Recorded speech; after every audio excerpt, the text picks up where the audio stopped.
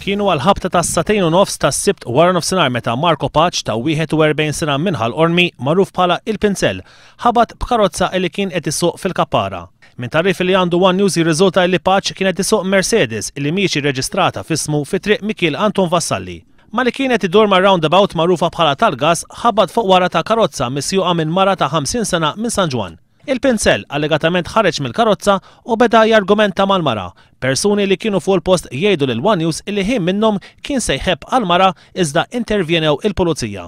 Kien hawn li Paċ ipprova jħebb għall-pulizija u minnu fih ġie arrestat. Il-mara bdiet tilmenta minnu ġieħ fonqa u fuq il-post issejħet ambulanza illi ħaddit tal-isptar.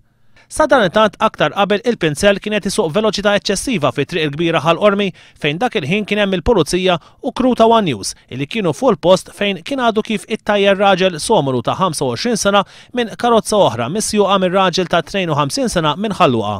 Minkejja li ra l-pulizija Paċ baqa' għaddej bil-konsegwenza li l-kru ta' One News u anke l-istess pulizija kellhom jersqu minn nofs biex ma jispiċċawx jittajru mill-Pinsell. Hekk kif ra l-pulizija joħodlu n-numru, Paċ waqaf madwar 60 metru l-bot u rreversja lejn il-pulizija veloċità kbira.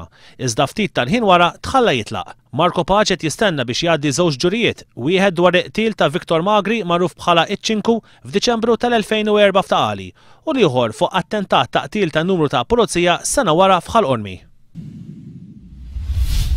Is-sibt filgħodu l-kap tal-Oppożizzjoni Joseph Muscat qal li lest jagħti l-appoġġ tiegħu lill-Gvern fuq il-pożizzjoni li ħa matul il-laqgħa tal-Kunsill Ewropew fi Brussell. Dan lest jagħmlu sakemm ma tinqabiss il-linja tal-armonizzazzjoni fiskali. It-taxxi u d-deċiżjoni dwar taxxi għandhom jibqgħu jittieħdu mill-Gvern ta' pajjiżna. Din il-linja għal Joseph Muscat ma jidhirx li nqabżet bil-ftehim tal-ġimgħa.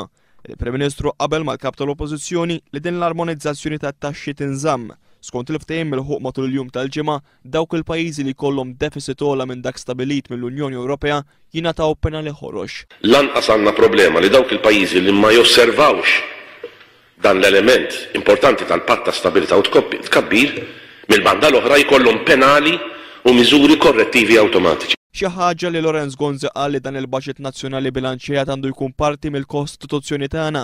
Min-naħa tiegħu Joseph Muscat filwaqt li qal li l-mira għandha tkun dejjem waħda favur baġit bilanċjat u tnaqqis fid-dejn, żied jgħid li din l-emenda kostituzzjonali m'għandniex indaħluha bl-għaġla u għandna nistennew sakemm tintemm id-diskussjoni fuq livell Ewropew. Tal-istess opinjoni kien il-Prim Ministru li qal li ġala darba l-Gvern jingħata l-parametri mill-Kummissjoni Ewropea huwa jikkomunika mal-kap tal-Oppożizzjoni dwar dan. Joseph Muscat qal li ma jistax jifhem kif f'mumenti ta' dixxilpina finanzjarja il-Gvern jiddeċiedi li jimbarka fuq il-proġett ta' People Belt u l-bini ta' Parlament ġdid bin-nefqa ma jinkludijiex fil-kotba tal-Gvern. L-finanzjar tiegħu 80 miljun, 100 miljun, min jaf. Ħajsir permezz ta' Special Purpose Vehicle, ħajsir permezz ta' kumpanija, sistema fantasjuża ħafna, il ma tikser l-ebda regola Ewropea mill-lider, ma li fil-verità, at the end of the day, we have to foot the bill. Il-kap tal-Oppożizzjoni qal li Common Consolidated Corporate Tax Base u l-Financial Transaction Tax għandhom ikunu resistiti min-naħa ta' pajjiżna għaliex mhumiex fl-interess tal-kompetittività tagħna. Il-kap tal-Oppożizzjoni temm jgħid li gvern ġdid jassigura stabilità fil-bidla ta' pajjiżna. Il-ġimgħa l-General Workers Union ħarġet tgħid li t-tmexxija tal-Ermolta kienet qed tinterpreta ħażin il-kunċett ta' last in first out. Intqal li b'dawn il-manuvri li fihom qed ikunu aġevolati nies magħrufa, il-kumpanija qed tispiċċa titlef il-kontribut ta' nies b'ħafna esperjenza fis-servizz. Fi stqarrija b'risposta, il-kap eżekuttiv tal-Ermolta Peter Davis ċaħat li l-kumpanija qed tilab xi logħba jew li qed tipprova tevad il-liġi brabta mas-sensi. Imma s-Segretarju Ġenerali tal-General Workers Union Tony Zarb żamm mal-verżjoni li tat il-Union. Nerġgħu ninsistu li qed jilagħbu logħba manuvri kbar daw. Għal-fatt li jina staqsi żewġ affarijiet biex il-poplu jkun qed jifhem. Hekk hemm bniedem illi japplika għal posti qed jgħidu li ħarġu daw u għandu 10 sin servizz. Ma bniedem ieħor li għandu 20 sena servizz. Japplikaw it-tnejn għall-istess post u jingħażel da li għandu 10 sin servizz. X'ħajġri minn dak li għandu 20 sena servizz. Intant l-Ermolta qalet ukoll li ser tniedi l-iskemi ta' rtirar volontarju u rtirar kmieni il-ġimgħa d-dieħla. Ingħad li għalkemm hemm ħtieġa li jitnaqsu mal-500 ruħ, ir-riorganizzazzjoni ħolqot aktar minn 100 pożizzjoni ġdida. Dawn ser ikunu fl-oqsma tal-ground operations, il-kummerċ, il-finanzi, fit-teknoloġija tal-informatika, fil-flight operations u fl-inġinerija. Peter Davis qal li huwa mistenni li ħafna minn dawn il-pożizzjonijiet ġodda ikunu mimlija mill-impjegati eżistenti tal-Air-Malta. Il-ħaddiema ser jingħataw aktar informazzjoni dwar l-iskemi tirtirar fl-laqgħat apposta fil-jiem li ġejjin. L-ewwel vittma kien raġel ta' 43 sena minn Raħa Ġdid u t-tieni vittma raġel ieħor mill-Belt Valletta. Iż-żewġ vittmi ma kinux flimkien. Il-każijiet seħħew bejn nofs il-lejl u l-kwarta ta' żbieħ is-sitt filgħodu f'Tal-Pjetà. L-ewwel vittma kien għadu kemm ħareġ minn ristorant li jaw f'Taxbiex u qasam it-triq sabiex jirkeb il-karozza tiegħu li ħallija pparkjata f'dan il-parkeġġ.